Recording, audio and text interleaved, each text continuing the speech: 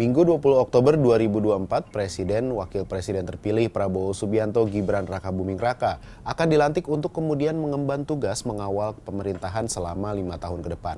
Utak-atik kabinet yang akan membantu juga bisa dibilang sudah rampung. Sederet pesohor, figur publik hingga ilmuwan dipanggil untuk diminta kesediaannya membantu menggawangi pemerintahan.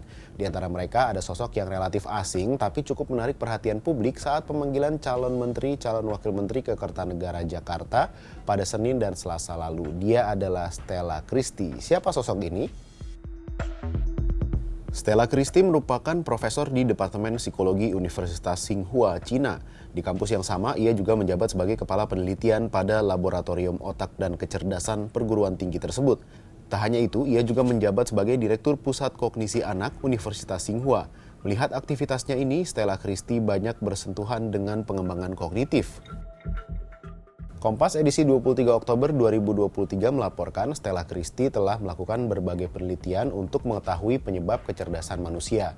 Stella Christy bersama timnya sudah meneliti lebih dari 30.000 anak untuk mengetahui perkembangan otak anak. Dari hasil riset ditemukan bahwa anak dari awal memiliki kemampuan belajar dengan sangat cepat. Stella Christy mendorong pendidik mengajar anak belajar dari keseharian, baik dalam pendidikan di rumah maupun di pendidikan anak usia dini. Belajar yang dikaitkan dengan aktivitas sehari-hari akan membuat anak merasa tidak asing dan semangat untuk mengeksplorasi. Perempuan kelahiran Medan, Sumatera Utara itu menekankan yang paling penting ialah komunikasi orang tua kepada anak-anak karena dapat membantu perkembangan anak di bidang apapun, sebab unsur sosial paling penting untuk pembelajaran anak.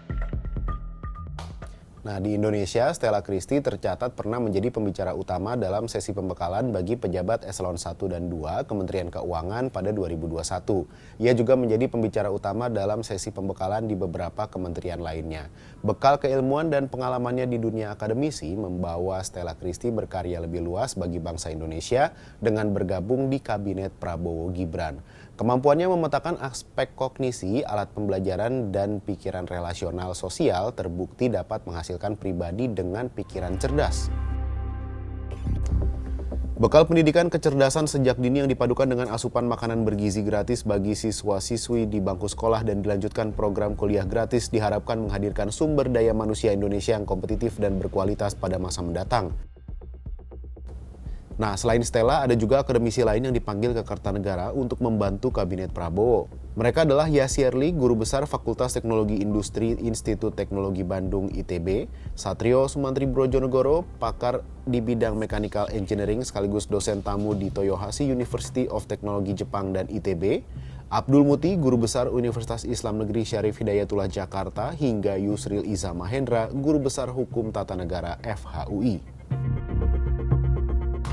Nah, kalau Presiden Joko Widodo mewariskan infrastruktur untuk konektivitas dan pemerataan pembangunan dalam 1 dekade pemerintahannya, kepemimpinan Prabowo Subianto sepertinya ingin memberikan warisan pembangunan kualitas manusia Indonesia. Sumber daya yang berkualitas dan cerdas tentu saja sangat dibutuhkan bangsa ini untuk memanfaatkan bonus demografi demi mencapai target Indonesia Emas 2045. Sampai jumpa di Bahas Peristiwa berikutnya.